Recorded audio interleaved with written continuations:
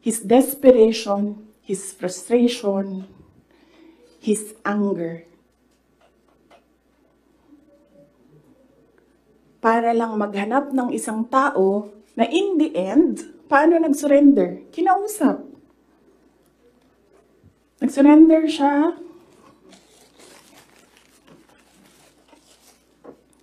Kinausap siya. Walang napukpok, walang natirgas, walang nasaktan. And then, kailangan nyo talaga ganunin ang mga tao. And then I said, it's all over. So, umupo ako with the table ko sa DepEd at the time. And then sabi ko, sarili ko, okay, let's go to hell.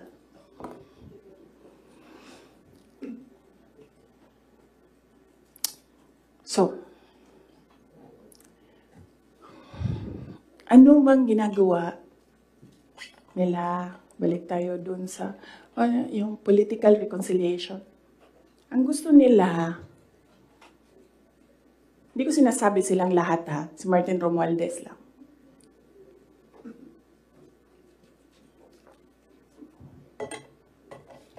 Ang gusto ni Martin Romualdez, mag-president. Nakita ko yan sa kanyang mata noong ilang oras na tayo? 1 hour and 31 minutes na yun nandito.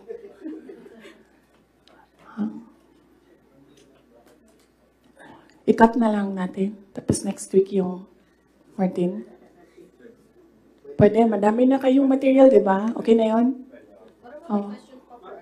Sige. Ang questions natin doon lang sa 1, 2, 3 ha. Sa personal, sa budget, sa DepEd, and kung the way he treats. Alam nyo, may red flag na yan noon eh. Nung kampanya, may red flag na yan. But unfortunately,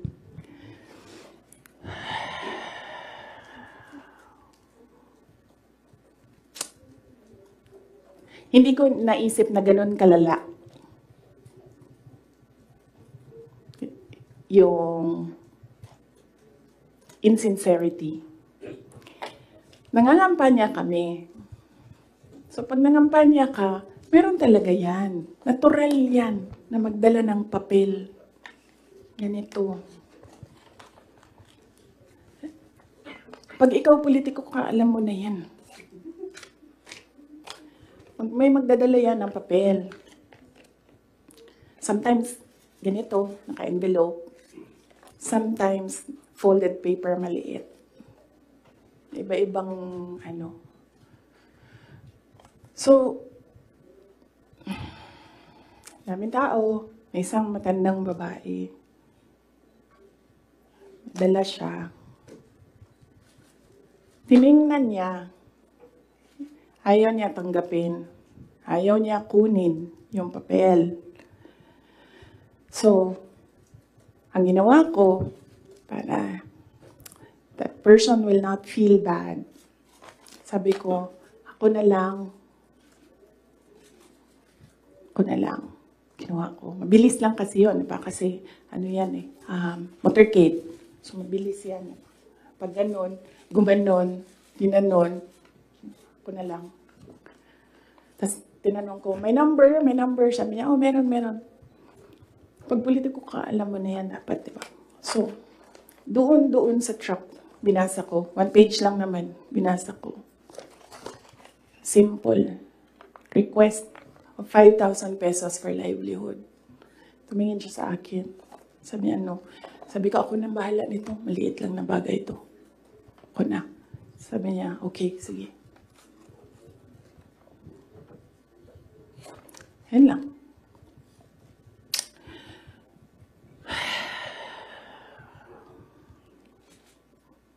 Alam mo yun? Maliit na bagay yan ba? Kunin mo. Basahin mo. may number dyan, tawagan mo, and then you say, okay, ano ang mga documents na kailangan namin?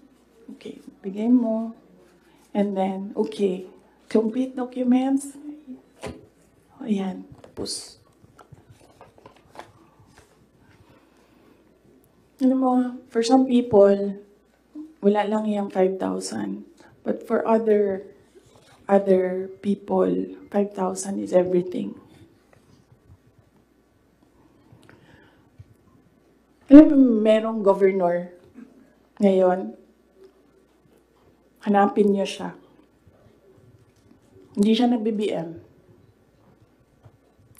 Kasi, at first ayaw niya sabihin. Kaya ayaw ko sabihin yung pangalan niya ha, kasi ayaw niya talaga ikwento. Pinilit-pilit namin siya, bakit ayaw mo mag-BBM? Bakit ayaw mo mag-BBM? Ayaw ko sabihin kung sino yung kasama ko, pero may kasama ako. And then, bakit ayaw mo mag-BBM? Sabi nung kasama ko, kausapin natin ito, iupo natin tong governor na ito. Sabi ko, okay, sige, sabi ko, bakit ayaw mo mag-BBM? Sabihin mo sa akin, bakit ayaw mo? Ganon din ang kwento ng governor.